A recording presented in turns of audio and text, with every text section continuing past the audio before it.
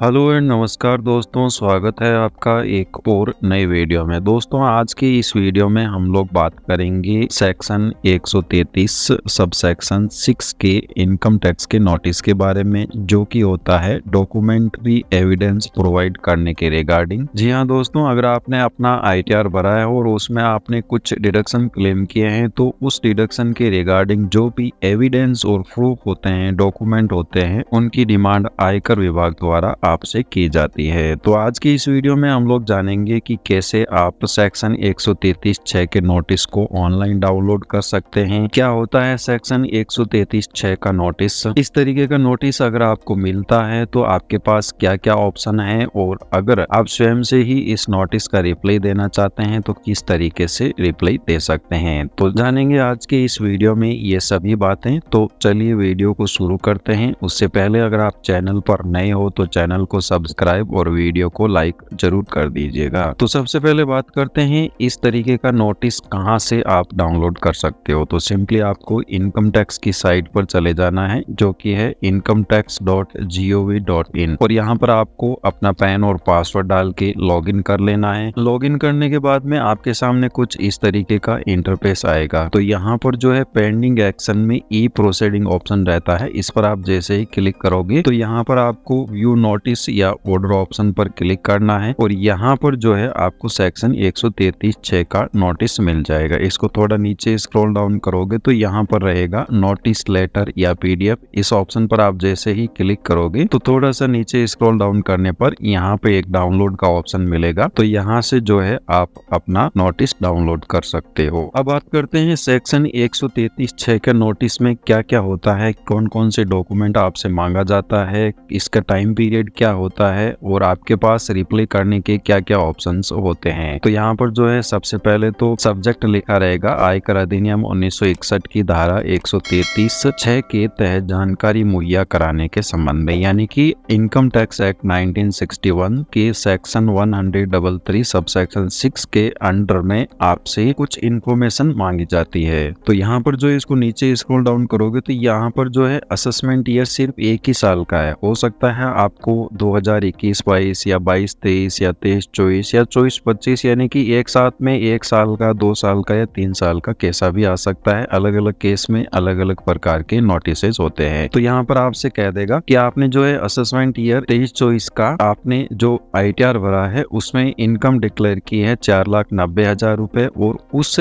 Behalf पे जो आपका TDS था आपने रिफंड लिया था 82,710 रुपए। तो ये जो रिफंड मिला है वो है, ना कि आपने रिफंड क्लेम किया, क्योंकि आप जो रिफंड क्लेम करते हो उस पे कुछ एक्स्ट्रा आपको इंटरेस्ट अमाउंट वगैरह मिला के जो आपको रिफंड क्रेडिट किया गया है वो अमाउंट ये होता है। अब इसको थोड़ा नीचे स्क्रॉल डाउन करोगे तो यहाँ पर लिखा हुआ है it is also seen that you have claim various exemption under section 10, यानी कि आपने धारा 10 जो कि डिपार्टमेंटल अलाउंसेंस के एग्जम्पशन के रिगार्डिंग होती है, इसके अलावा आपने चैप्टर 6 के section 80C, 80D, 80DD, 80DDB, 80G, यानी कि इन सारे सेक्शंस में आपने डिडक्शन शो करके 82,710 रुपए का रिफंड लिया है। तो यहाँ पर इसको नीचे स्क्रॉल डाउन करोगे तो यहाँ पर जो है पॉइंट नंबर 1 दिया है evidence in support of deduction या exemption claim under difference various subsection IT section 1961 of ITR filed by you above said assessment year. तो दोस्तों, आपको पता होगा कि जब आप अपना ITR भरते हो ना, तो आपसे कोई भी डॉक्यूमेंट्री एविडेंस नहीं मांगा जाता है। आप अपना ITR फॉर्म खोलो, वहाँ पे आपके पास फॉर्म 16 के अकॉर्डिंग जो जो इन्फॉर्मेशन है वो डाल दो। अब कई लोग क्या करते हैं कि अगर मान लो किसी का टैक्स कटा है तो वो अननेसेसरी डिडक्शन डाल देते हैं। तो यहाँ पे 133(6) का नोटिस सर्व करके इनकम टैक्स डिपार्टमेंट द्वारा ये कहा जाता है कि आप फॉर्म 16 जो आपको एम्प्लॉयर ने दिया है या DDO ने दिया है वो यहाँ पर प्रोवाइड करवाइए। इसके साथ में अगर आपको form 12B submitted bye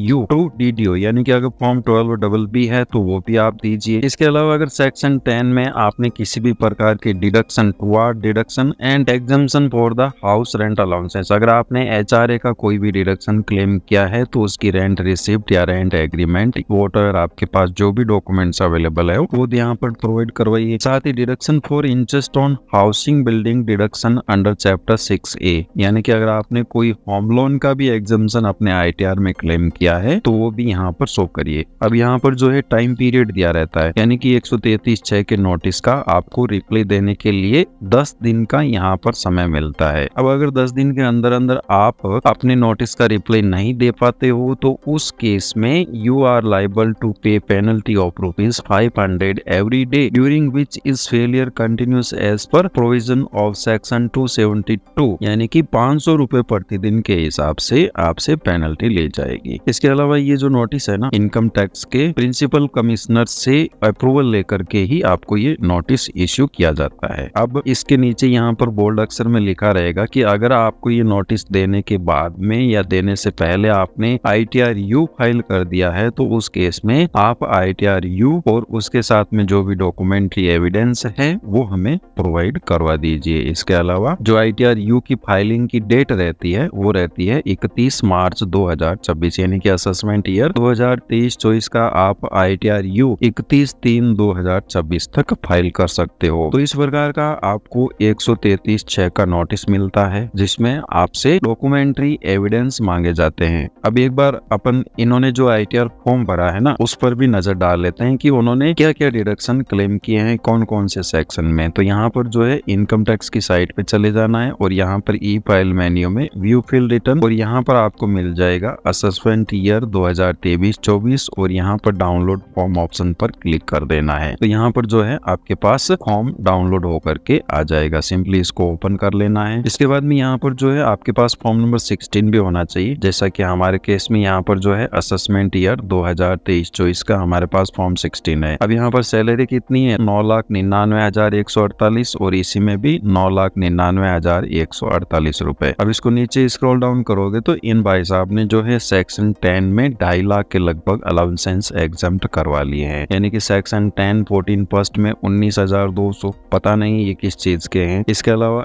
HRA का भी इन्होंने डिडक्शन ले लिया है 91,000 का। एनी अदर में यहाँ पर एरियर जो है 2021-22 का और 2020-21 का भी यहाँ पर सेक्शन 10 में डाल दिया है, जबकि एरियर का रूल होता है कि अगर आपको किसी भी रिलेवेंट असेसमेंट ईयर का एरियर मिला है तो उसके लिए आपको फॉर्म 10E सेपरेटली फाइल करना पड़ता है। इसके अलावा सिया गोइंग अलाउंसेंस 48,600 भी इन्होंने डाल दिया है, जबकि आर्मी में जब भी सैलरी कैलकुलेट की जाती है तो जो अलाउंसेंस एग्जम्प्ट होते हैं उनको ऑलरेडी पीछे छोड़ दिया जाता है। तो यहाँ पर जो है इन्होंने डबल टाइम इस अलाउंसेंस का एग्जम्पशन क्लेम कर लिया है। इसके अलावा हार्ड लेइंग मनी, ये भी पता नहीं किस प्रकार का अलाउंसेंस है, पर इतना श्योर है कि इसकी एग्जम्पशन आपको नहीं मिलती है। जबकि यहाँ पर इनका फॉर्म 16 देखोगे तो फॉर्म 16 में सेक्शन 10 में कोई भी अलाउंसेंस इनका नहीं डाला हुआ है। अगर आपका कोई अलाउंसेंस एग्जम्प्ट होता है तो डिपार्टमेंट डाल देता है। ऐसा तो है नहीं कि आप डिपार्टमेंट में अकेले काम कर रहे हो, आपके साथ में हो सकता है 10-20 हजार, 50 हजार, 1.5-2 लाख के। यानी कि आर्मी का मामला है तो लगभग 2-3 लाख बंदे तो होते ही होते हैं। अब ऐसा तो है नहीं कि उन्होंने पर्सनली आपसे जो है दुश्मनी निकाली है, आपको इन अलाउंसेंस की एग्जम्पशन दी नहीं है और बाकियों को दे दी है, ऐसा कभी नहीं होता है। आर्मी का रूल सीधा और सिंपल होता है, इनकी जो सैलरी है एज पर पे स्लिप 10,60,000 बन रही है और यहाँ पर फॉर्म 16 में कितनी ली है, 9,99,000। इट मीन्स की इनके जो अलाउंसेंस एग्जम्प्ट है उनको ऑलरेडी पीछे छोड़ दिया है, दोबारा से आप क्लेम नहीं कर सकते। इसके अलावा इसको नीचे स्क्रॉल डाउन करोगे तो सेक्शन 16 में 50,000 रुपए का स्टैंडर्ड डिडक्शन और इसके अलावा ATC में इनके जो है 1,20,000। तो यहाँ पर नीचे स्क्रॉल डाउन करोगे तो इनके जो है ATC में 1,74,000 जो कि जेन्युइन है। इसके अलावा इनको ATD में हेल्थ इंश्योरेंस की प्रीमियम के रिगार्डिंग इन्होंने 10,000 क्लेम कर लिया, जो कि ये गलत है, ऐसा इनके पास कोई भी डॉक्यूमेंट्री एविडेंस नहीं है। इसके अलावा ATDDB treatment of specified disease, इसके लिए भी ये लाइबल नहीं है, यानी कि एलिजिबल नहीं है, फिर भी इन्होंने 40,000 रुपए यहाँ पर डाल दिए हैं। ATG में डोनेशन है जो कि ये लाइबल है क्योंकि इनका फॉर्म 16 में ATG में यहाँ पर डोनेशन दिया गया है। इस प्रकार जो है इन्होंने अपनी 9,99,000 एक तरीके के कह सकते हैं कि 10 लाख की इनकम को फेक डिडक्शन शो करके 5 लाख के अंडर में ले आए। तो 5 लाख के अंडर में ले आए तो इनका कोई भी टैक्स नहीं बना और जो टैक्स कटा हुआ था वो पूरा का पूरा इनको रिफंड मिल गया।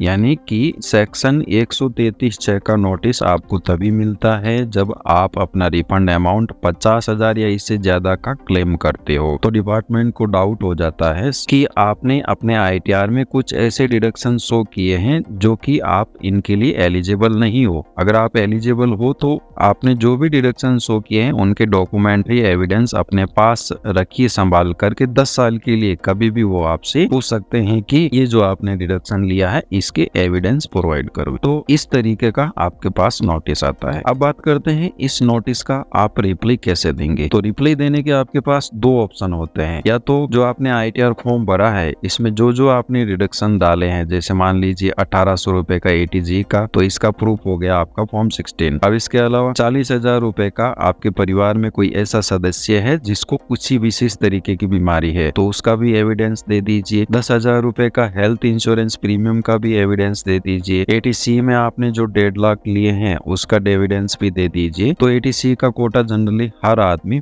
फुलफिल कर लेता है, 1.5 लाख आराम से किसी के भी इन्वेस्टमेंट्स हो जाते हैं। इसके अलावा सेक्शन 10 में आपने जो डिडक्शन डाले हैं उन सभी के डॉक्यूमेंट्री एविडेंस दे दीजिए। अब जनरली जो है लगभग 90% क्लाइंट्स के पास इस तरीके का जब नोटिस आता है तो कोई भी डॉक्यूमेंट्री एविडेंस नहीं होता है। तो पहला ऑप्शन तो होता है कि आपने जो डिडक्शन लिए हैं उनके सिंपली जो है आपको डॉक्यूमेंट्री एविडेंस सबमिट कर देने, यानी कि आपने HRA क्लेम किया है तो उसका जो रेंट एग्रीमेंट होता है वो आप अपलोड कर दीजिएगा, उसकी एक PDF फाइल बना लीजिएगा। इसके अलावा ATC में अगर आपने कोई डिडक्शन डाला है तो उसके डॉक्यूमेंट की PDF फाइल बना लीजिएगा। तो वो सारी की सारी एक तरीके से PDF फाइल बना करके आपको जो है इस नोटिस का रिप्लाई सबमिट करना है। कैसे करना है, ये प्रोसीडिंग में जाना है और यहाँ पर व्यू नोटिसेस ऑप्शन पर क्लिक करना और यहाँ पर ऑप्शन रहेगा submit response. Submit response option पर आप जैसे ही क्लिक करोगे तो यहाँ पर जो है आपसे पूछा जाएगा आप पार्टली या फुल रिस्पॉन्स। तो यहाँ पर फुल रिस्पॉन्स में और यहाँ पर रिमार्क में आपको लिख देना है डॉक्यूमेंट अटैच्ड और यहाँ पर नीचे ऑप्शन रहेगा क्लिक हियर, तो यहाँ पर क्लिक करना है और फिर यहाँ पर आपके पास जितने भी डॉक्यूमेंट हो, जैसे मान लीजिए आपके पास टोटल 10 PDF फाइल है तो इसको टिक मार्क करना है और नंबर ऑफ PDF कितनी है यहाँ पर 10 आपको सेलेक्ट करके ऐड डॉक्यूमेंट कर देना है। फिर यहाँ पर अगर मान लीजिए आपके पास फॉर्म 16 है तो यहाँ पर लिख देना है फॉर्म 16 और ऐड अटैचमेंट ऑप्शन पर क्लिक करके फॉर्म 16 आपको अपलोड कर देना है। इसी तरीके से अगर आपके पास यहाँ पर कोई और डॉक्यूमेंट है तो जो डॉक्यूमेंट है जिस टाइप के हैं वो तो आपको यहाँ पर अपलोड कर देने हैं। ये तो हो गया पहला तरीका रिस्पॉन्स सबमिट करने का कि जब आपने जो भी डिडक्शन क्लेम किए हैं, जो भी एग्जम्पशन लिए हैं, उन सभी के आपके पास प्रॉपर डॉक्यूमेंट है उस केस में। अब लगभग 90% केसेस में ऐसा नहीं होता है, यानी कि जो भी डिडक्शन लिए हैं, एग्जम्पशन लिए हैं, उनका कोई भी डॉक्यूमेंट्री एविडेंस नहीं होता है, न उनके पास कोई प्रूफ होता है। तो उस केस में आप अपने 133(6) के नोटिस का रिप्लाई कैसे देंगे। तो उस केस में आपने नोटिस देखा होगा, तो इस नोटिस को नीचे स्क्रॉल डाउन करोगे तो यहाँ पर जो है क्लियरली मेंशन है कि अभी भी आपके पास मौका है कि अगर आपने ITR-U फाइल नहीं किया है तो आप अपना ITR-U फाइल कर लीजिए और करेक्ट, यानी कि आपने correct and any mistake in claiming deduction exemption under different provision, यानी कि आप अपने ITR-U में एकदम सही जिस चीज के आपके पास डॉक्यूमेंट्री एविडेंस है वो एग्जम्पशन क्लेम कर लीजिएगा फॉर्म 16 के अकॉर्डिंग। और एक्स्ट्रा अगर आप कोई डिडक्शन ले रहे हैं तो उसका आपके पास प्रूफ होना चाहिए, वो लेकर के आप अपना ITR-U सबमिट कर दीजिए। तो यहाँ पर ITR-U दूसरा तरीका होता है। तो ITR-U हम कैसे सबमिट करेंगे, तो सिंपली जो है हमें नोटिस कौन से साल का मिला है, 2023-24 का। तो यहाँ पर जो है इनकम टैक्स की साइट अलग से ओपन कर लेनी है और यहाँ पर जो है डाउनलोड ऑप्शन में जाना है और इसके बाद में यहाँ पर असेसमेंट ईयर 2023-24 सेलेक्ट करना है। अब यहाँ पर जो है ये एक सैलरीड पर्सन है तो इस केस में इनको ITR-1 ही अप्लाई होता है। यहाँ पर अगर आपने शेयर मार्केट में ट्रेडिंग की हो तो आपको ITR-2 लगाना पड़ेगा। अगर आपकी कोई बिजनेस है तो उस केस में ITR-4 लगाना पड़ेगा, या आपने कोई प्रॉपर्टी वगैरह सेल आउट की है तो भी ITR-2 या ITR-3 जो मतलब एप्लीकेबल ITR हो। ऐसा नहीं हो कि आपके जो है ITR-U के साथ जा रहे हो और ITR-1 सेलेक्ट कर रहे हो बट आपने शेयर मार्केट में ट्रेडिंग कर रखी हो, तो उस केस में आपको ITR-2 या 3 लगाना है, अदरवाइज आपका ITR यहाँ पर कंसिडर नहीं होगा ITR-U। तो सिंपली जो है हमारे यहाँ पर ओनली सैलरी और इंटरेस्ट इनकम है तो उस केस में ITR-1 की यहाँ से आपको एक्सेल यूटिलिटी डाउनलोड कर लेनी है। इसके बाद में जो है आपकी यहाँ पर एक एक्सेल फाइल डाउनलोड हो जाएगी। सिंपली इसको जो है आपको ओपन कर लेना है। ओपन करने के बाद में इसको यहाँ पर एक्सट्रैक्ट कर लेना है। एक्सट्रैक्ट करने के बाद में इस फाइल पर आपको प्रॉपर्टीज पर क्लिक करना है और ये सिक्योरिटी रीजन की वजह से ब्लॉक रहती है तो इसको अनब्लॉक करके एक्सेल की फाइल पर आपको डबल क्लिक करके ओपन कर लेना है। तो जैसे ही आप इस एक्सेल की फाइल को ओपन करोगे तो ये कुछ डाटा लोडिंग के लिए लेगा। इसके बाद में इसका जो है मैक्रो डिसेबल रहता है तो इसका मैक्रो आपको इनेबल कर देना है। और सिंपली अब यहाँ पर जो है आपको इंपोर्ट प्रीफिल डाटा करना है। तो प्रीफिल डाटा आप कैसे डाउनलोड करोगे, इनकम टैक्स की साइट पे जाना है और यहाँ पर जो है इनकम टैक्स रिटर्न और डाउनलोड प्रीफिल डाटा, और यहाँ पर असेसमेंट ईयर आपको सिलेक्ट कर लेना है जिस असेसमेंट ईयर का आप ITRU फाइल कर रहे हो। तो सिंपली डाउनलोड ऑप्शन पर क्लिक करोगे तो यहाँ पर जो है आपका प्रीफिल डाटा डाउनलोड हो जाएगा। इसके बाद में जो है आपको एक्सेल फाइल अगेन से ओपन कर लेनी है और इंपोर्ट प्रीफिल ऑप्शन पर क्लिक करना है और यहाँ पर जो है आपने प्रीफिल डाटा की फाइल इंपोर्ट कर लेनी है। तो यहाँ पर जो है कुछ टाइम लेगा। इस फाइल का बेनिफिट यही है कि आपकी जो पर्सनल इंफॉर्मेशन, सैलरी की या इनकम फ्रॉम अदर सोर्सेज की जो भी डिटेल्स होती है वो ऑटोमेटिक प्रीफिल हो जाता है। इससे आपका समय और मेहनत दोनों बच जाती है। तो यहाँ पर जब तक प्रीफिल कंप्लीट नहीं हो जाता तब तक आपको वेट करना है। तो यहाँ पर जो है हम फर्स्ट टैब ले लेते हैं, इनकम की टैब रहेगी। तो यहाँ पर आपकी पर्सनल डिटेल रहती है सारी की सारी, यानी कि आप कहाँ काम करते हो, आपका एड्रेस क्या है, पैन नंबर, नाम, date of birth, mail ID, mobile number. तो यहाँ पर सबसे पहला आपको जो एडिट करना रहेगा ये है are you opting the new tax regime. तो यहाँ पर नो ऑप्शन आपको सेलेक्ट करके यस करना है। इसके बाद में ये आपसे पूछेगा कि क्या आप सेक्शन 139 सब सेक्शन 1 के प्रोविजो के तहत अपना ITR भर रहे हो। तो यहाँ पर जो है आपको नो ऑप्शन सेलेक्ट करना है। फिर नीचे स्क्रॉल डाउन करना है तो यहाँ पर आपकी मेल ID, मोबाइल नंबर रहेंगे। सिंपली यहाँ पर जो है ये कहेगा कि आप अपना ITR कौन से सेक्शन में भर रहे हो। तो यहाँ पर जो है आपको सेक्शन 139 सब सेक्शन 8A के अंतर्गत आप अपना अपडेटेड ITRU फाइल कर रहे हो। तो जैसे आप ये सिलेक्ट करोगे तो यहाँ पर एक अलग से टैब खुल करके आ जाएगी। तो यहाँ पर जो है आपने जो ओरिजिनल ITR भरा उसका रिसिप्ट नंबर और डेट ऑफ फाइलिंग रहेगी। सिंपली नीचे स्क्रॉल डाउन करना है आपको। फिर यहाँ पर आपकी इनकम कितनी है, 9,99,148। तो ये आपको अपने फॉर्म 16 से यहाँ पर मैच कर लेनी है, 9,99,148 रुपए। इसके बाद में नीचे स्क्रॉल डाउन करना है तो सेक्शन 10 के यहाँ पर आपकी कोई अलाउंसेंस हो तो वो डाल देना। जनरली नहीं होते हैं, आर्मी के केस में लगभग नहीं के बराबर होता है, क्योंकि आर्मी के केस में जो अलाउंसेंस एग्जम्प्ट होता है सैलरी कैलकुलेशन के टाइम फॉर्म 16 बनाते हैं तब, तो उनको ऑलरेडी पीछे ड्रॉप कर दिया जाता है। तो आप उसकी डबल टाइम से एग्जम्पशन नहीं ले सकते। तो सिंपली नीचे स्क्रॉल डाउन करना है और यहाँ पर जो है आपको पूछेगा हाउस प्रॉपर्टी।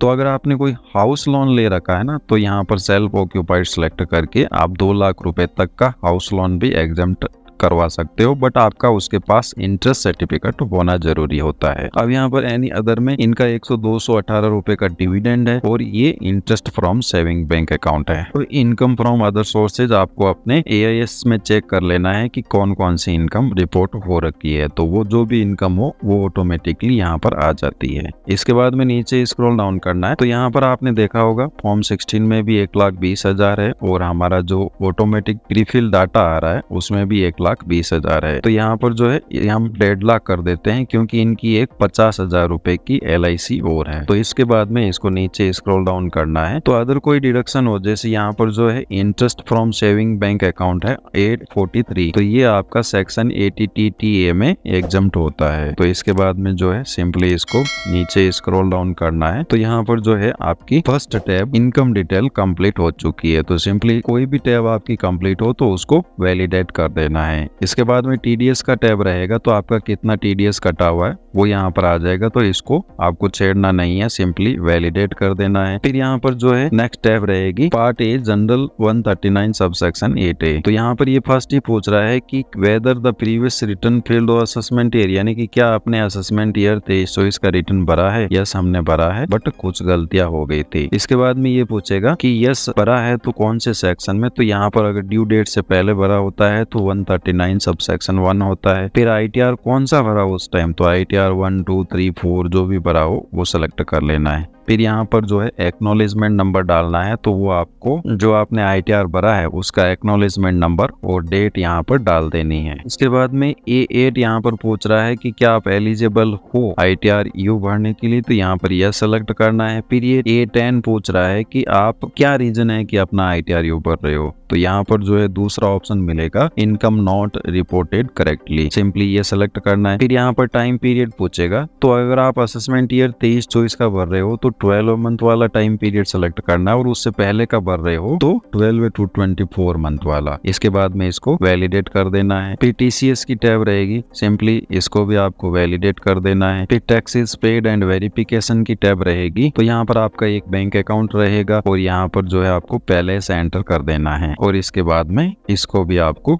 वैलिडेट कर देना है। फिर पार्ट B ATI इसको बाद में लेंगे। ATD यानी कि हेल्थ इंश्योरेंस के रिगार्डिंग, तो अगर आपके पास कोई डॉक्यूमेंट हो तो ही यहाँ पर आप डिडक्शन क्लेम करना, अदरवाइज नहीं करना। तो यहाँ पर हमें not claiming self and family. फिर ATG में आपने यहाँ पर देखा होगा इनका फॉर्म 16, तो ATG में इनका 1800 रुपए है। तो इसकी डिटेल आपको पैन नंबर वगैरह ये यहाँ पर मिल जाएगा। जैसे इसको नीचे स्क्रॉल डाउन करोगे आप तो यहाँ पर जो है पैन नंबर ऑफ INBA इतना रुपीज 1800, एड्रेस न्यू दिल्ली, और ये डिटेल आपको जो है ATG के डोनेशन की डिटेल यहाँ पर एंटर कर देनी है। इसके बाद में इस टैब को भी आपको वैलिडेट कर देना है। फिर ATGGA यहाँ पर आपको कुछ नहीं डालना है, सिंपली वैलिडेट करना। अब क्या करना है, आपको यहाँ पर आ जाना है पार्ट B ATI। तो यहाँ पर इनकम फ्रॉम सैलरी हमारी कितनी है, तो यहाँ पर अगर आप फर्स्ट टैब यहाँ पर देखोगे तो इनकम फ्रॉम सैलरी कितनी है, 9,99,000 समथिंग थी, 9,99,148। तो यहाँ पर 9,99,148 और इनकम फ्रॉम हाउस प्रॉपर्टी कुछ है नहीं, इनकम फ्रॉम अदर सोर्सेज है हमारा यहाँ पर 218 और 843, 1,061 रुपए।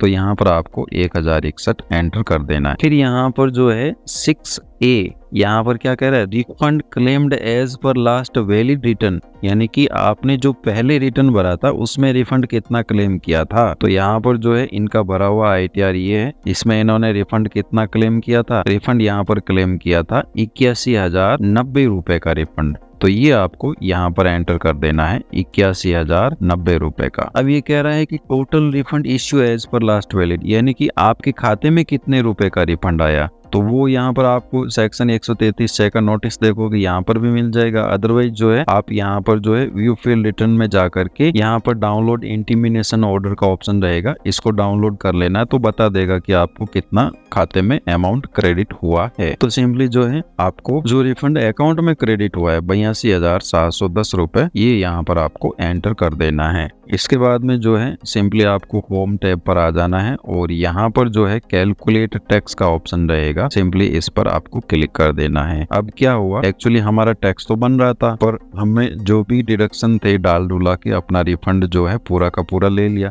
तो इसको सबसे लास्ट में जाओगे ना तो यहाँ पर जो है टोटल टैक्स, सबसे पहले तो आपका यहाँ पर टैक्स बन जाएगा, फिर यहाँ पर जो आपका सेस लगेगा वो, और यहाँ पर टोटल टैक्स लायबिलिटी। इसके बाद में यहाँ पर जो है सेक्शन 234B में आपका जो भी इंटरेस्ट बनेगा वो लगा के आपकी टोटल टैक्स लायबिलिटी कितनी आई, 89,430, यानी कि आपने रिफंड कितना लिया था, 82,000 का। अब इस पर आपकी 25% या 50% पेनल्टी भी लगती है। यहाँ पर पार्ट B ATI पर आप क्लिक करोगे तो यहाँ पर आपकी जो टैक्स लायबिलिटी, इंटरेस्ट और टैक्स लायबिलिटी कितनी थी, 89,430। अब यहाँ पर आप क्लिक करोगे तो यहाँ पर जो है आपकी 25% की एक्स्ट्रा आपको पेनल्टी भी पे करनी होगी, यानी कि अब आपको जो है 1,13,811 रुपए का टोटल पेमेंट यहाँ पर करना रहेगा। तो इसका पेमेंट आपको कैसे करना है, इसके लिए आपको चले जाना है इनकम टैक्स की साइट पर और यहाँ पर जो है ई फाइल मेन्यू में ई पे टैक्स ऑप्शन रहेगा, इस पर सिंपली आपको क्लिक करना है। फिर यहाँ पर न्यू पेमेंट पर क्लिक करना है और यहाँ पर जो है फर्स्ट ऑप्शन आपको सेलेक्ट करके प्रोसीड कर देना। अब जिस असेसमेंट ईयर का आप ITRU फाइल कर रहे हो तो वो आपको क्लियरली यहाँ पर केयरफुली सेलेक्ट करना है। तो हम यहाँ 23-24 का सेलेक्ट कर रहे हैं, ITRU फाइल कर रहे हैं तो उसी को सेलेक्ट कर लेते हैं। फिर यहाँ पर फर्स्ट ऑप्शन सेलेक्ट करना है और कंटिन्यू ऑप्शन पर क्लिक करना है। अब यहाँ पर एक्सेल फाइल में आपकी टैक्स लायबिलिटी कितनी है, 1,13,811। तो 1,13,811 रुपए सेलेक्ट करके कंटिन्यू करना है। फिर यहाँ पर जो है आपको बैंक वगैरह जो भी हो आपकी सेलेक्ट